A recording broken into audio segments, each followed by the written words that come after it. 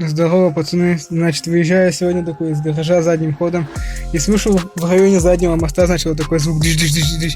Я думаю, значит, это просто пробуксовывают колеса.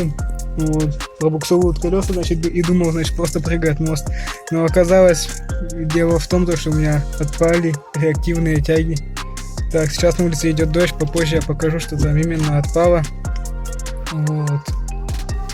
Ах да, и при этом начало сильно водить жопу. Так, ну вот, один из болтов крепления реактивных тяг сломала. Вот так он сейчас выглядит. Вот.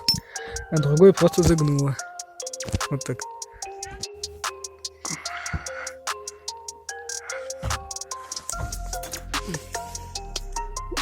Вот вторая отпала. Вот сюда она ставится. Сейчас мне нужно запрессовать вот эту втулку внутрь тяги и прикрутить ее новыми болтами. Вот такими. В общем, ставится они вот с той стороны, тяга вот эта идет сюда и затягивается. В общем, все.